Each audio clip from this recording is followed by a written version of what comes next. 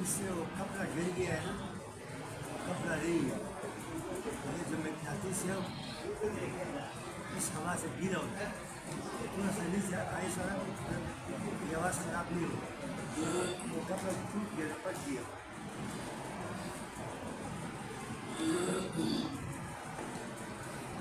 آیت نمبر 56 شروع ہو رہی ہے.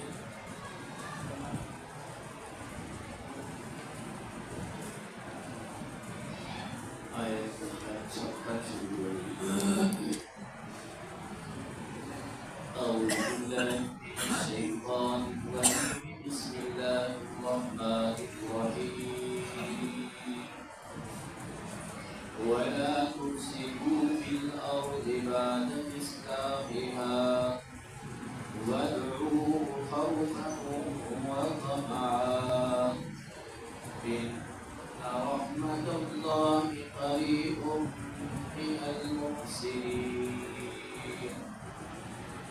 ولا تفسدوا اور مت فساد برپا کرو فی الارض زمین میں بعد اصلاحها اس زمین کی درستگی کرنے کے بعد وَادْعُوهُ اور پکارو اس اللہ کو خوفاً خوف کی حالت میں وطمعا اور امید کی حالت میں.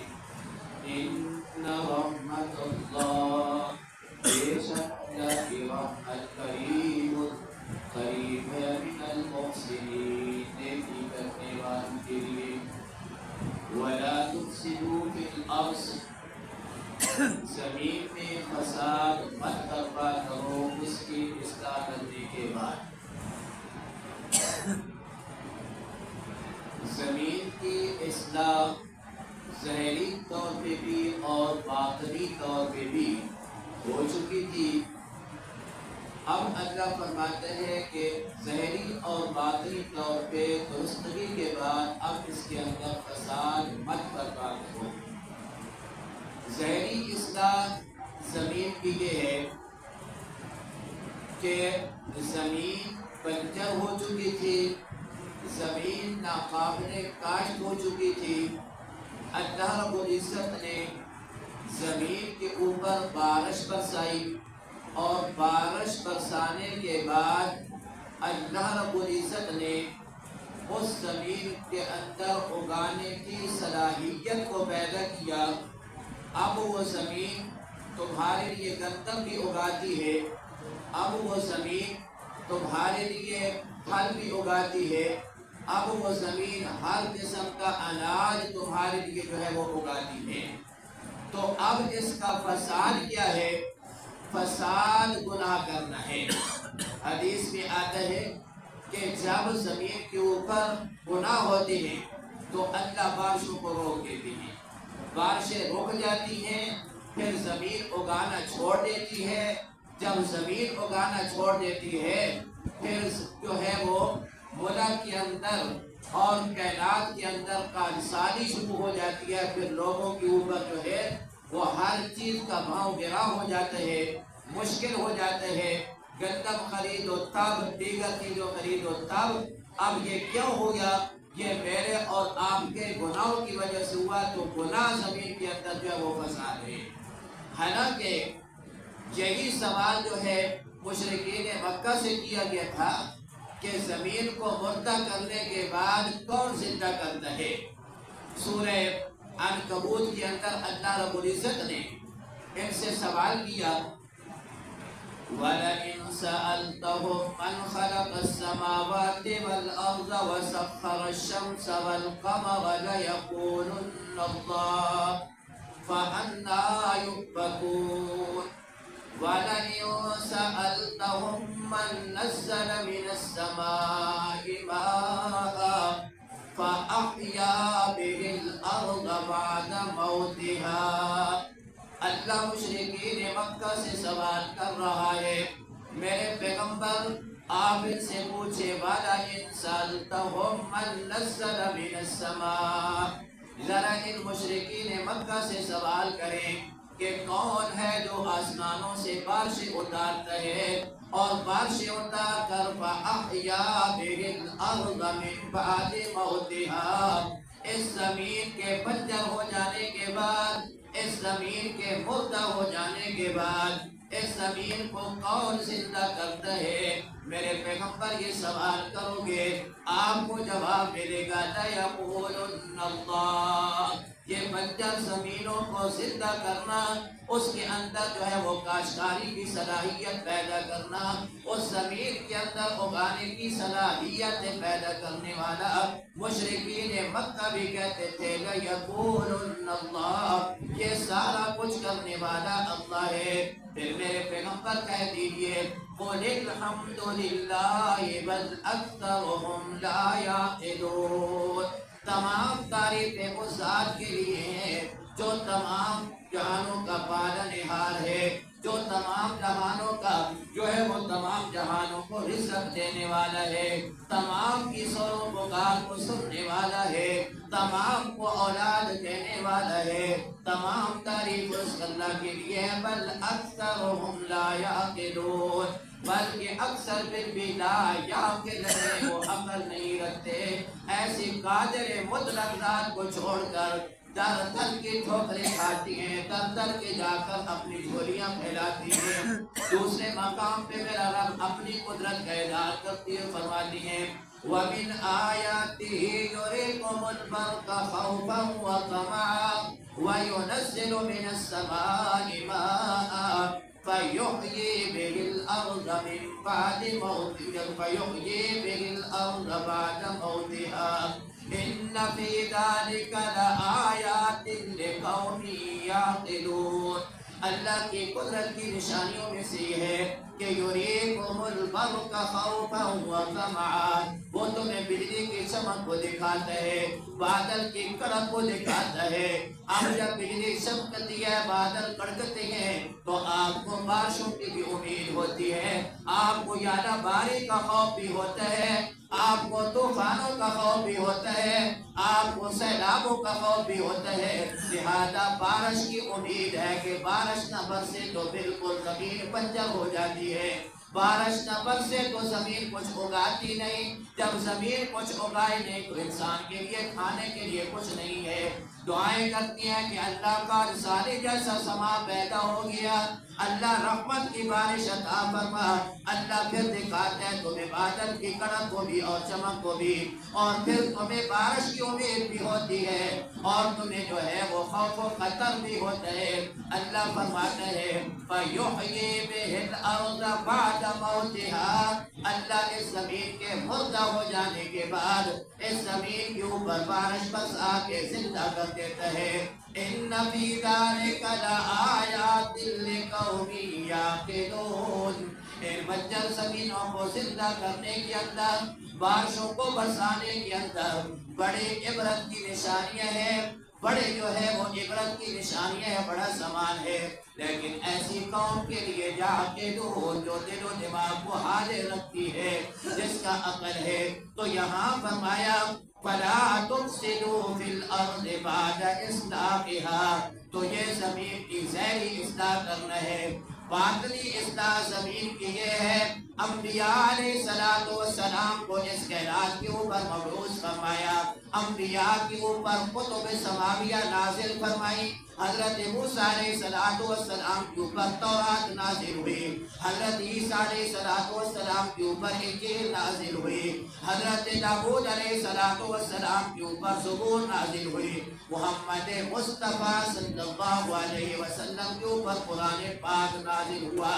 اور یہ قرآن پاک ایسا ہے، اللہ فرماتا ہے مصدقا لما بین یدیہ، یہ جو تمہارے پاس تورات ہے، انجیل ہے، زبور ہے، صحف موسیٰ اور صحف ابراہیم ہے، یہ قرآن تمام کی تصدیق کرنے والا ہے، یہ مہیمن ہے، یہ تمام کا کنٹرولر ہے۔ تو یہ تصدیق کرنے والا ہے کہ تورات بھی اپنے وقت کی سچی کتاب تھی، انجیل بھی اپنے وقت کی سچی کتاب تھی، زبور بھی اپنے وقت کی سچی کتاب تھی۔ انبیاء کو بھیج کر اللہ رب العزت نے قرآن مجید کو اور کتب سماویہ کو بھیج کر دھرتی کے اوپر، زمین کے اوپر جو شرک و کفر کا بازار جو ہے وہ گرم تھا، اللہ نے شرک و کفر کے جو ہے وہ جڑوں کو پھیر دیا اور شرک و کفر کو جو ہے وہ ختم کر دیا۔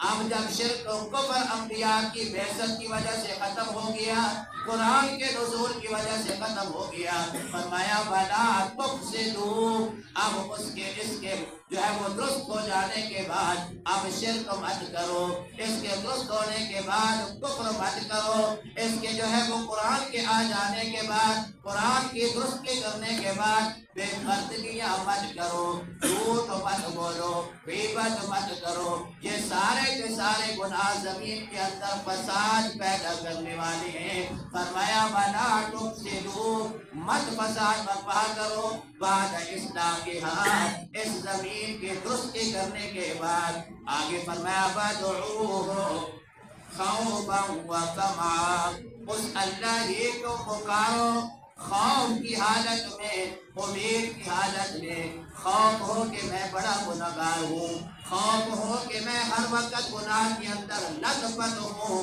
میرے گناہ کی وجہ سے شاید میری دعا قبول نہ ہو، میرے گناہ کی وجہ سے شاید مجھے مانگی ہوئی چیز نہ ملے، میرے گناہ کی وجہ سے بیٹے کی اصلاح کی دعا کر رہا ہوں، شاید بیٹے کی اصلاح میرے گناہ کی وجہ سے نہ ہو سکے، بیٹے کے نمازی بنانے کی دعا کر رہا ہوں کہ اللہ 5 وقت کا نمازی بنا دے بیٹے کو، لیکن میرے گناہ کی وجہ سے شاید میری دعا نہ ہو، قبول نہ ہو، کیوں؟ اس لیے کہ گناہ دعا کی قبولیت کے اندر رکاوٹ ہوتی ہے۔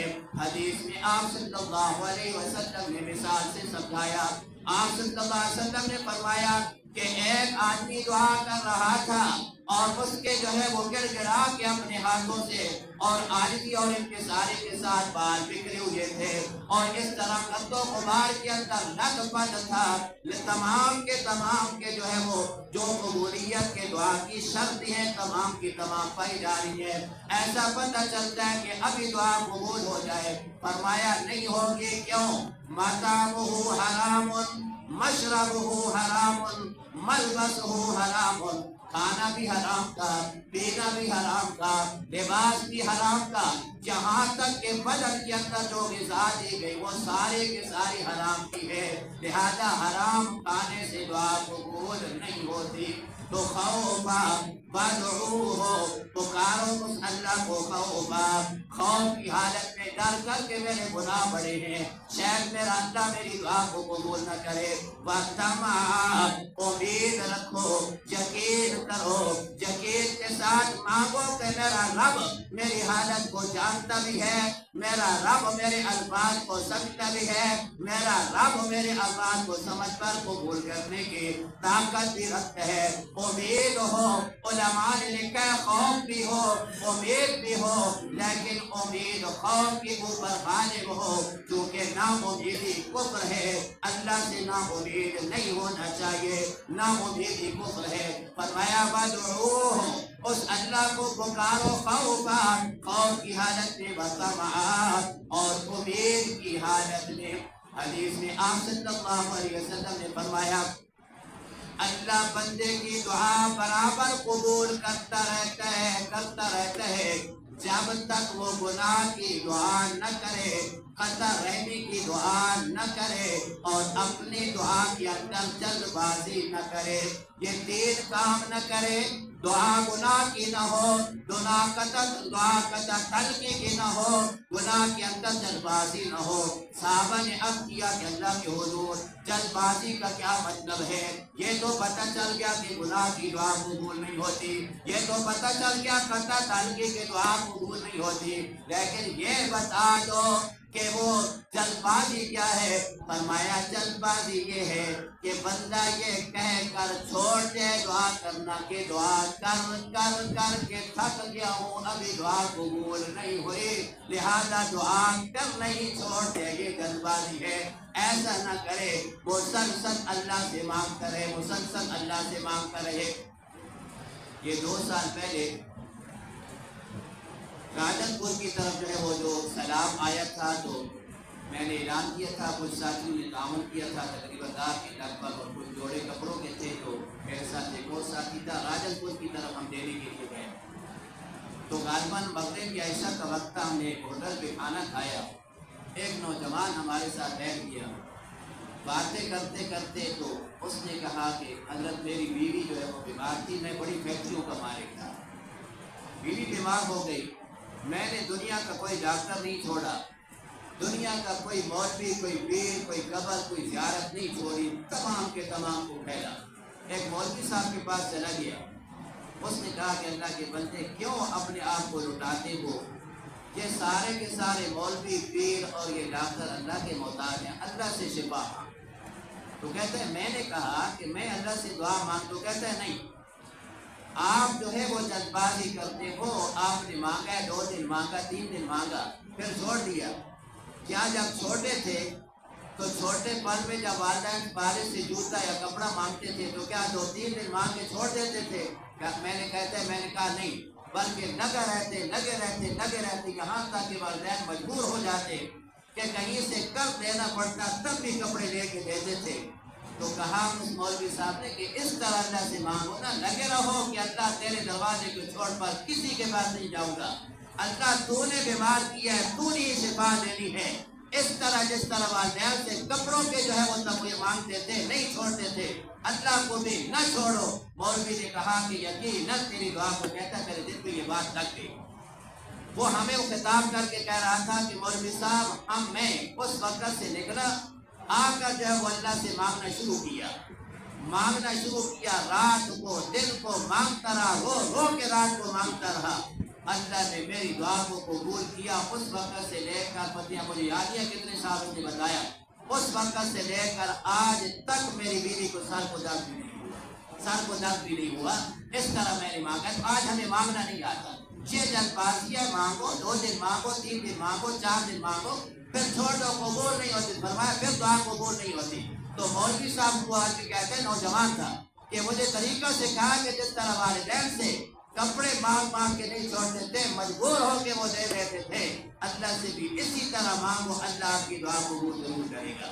تو وَادْعُوهُ خَوْفًا وَطَمَعًا، اللہ سے مانگو، دعا کرو، امید کی حالت میں بھی اور خوف کی حالت میں بھی۔ آگے فرمایا اِنَّ رَحْمَتَ اللَّهِ قَرِيبٌ مِنَ الْمُحْسِنِينَ، اللہ نے نیکوکاروں کے لیے پتہ چلا گناہ دعا کی قبولیت کے اندر رکاوٹ بنتے ہیں، لیکن نیکی دعا کی قبولیت کے اندر معاون بنتی ہے۔ دعا کرو، نیکی معاون بنتی ہے۔ فرمایا ان رحمت اللہ قریب من المحسنین، بے شک اللہ کی رحمت نیکی کرنے والوں کے قریب ہے، لہذا نیکی دعا کی قبولیت کے اندر معاون ہے، اور گناہ دعا کی رکاوٹ بنتے ہیں۔ گناہ کو چھوڑو، نیکیوں کو اپناؤ، انشاءاللہ دعائیں قبول ہوگی۔ اللہ عمل کی توفیق عطا فرمائے۔ والعاقبۃ للمتقین، والصلاۃ والسلام علی سیدنا محمد وعلى آلہ اللهم أعنا على ذكرك وشكرك وحسن عبادتك، اللهم لا مانع لما أعطيت ولا معطي لما منعت ولا ينفع، اللهم إني أسألك العفو والعافية في الدنيا والآخرة، اللهم أجرنا من النار، اللهم أجرنا من النار، اللهم أجرنا من النار،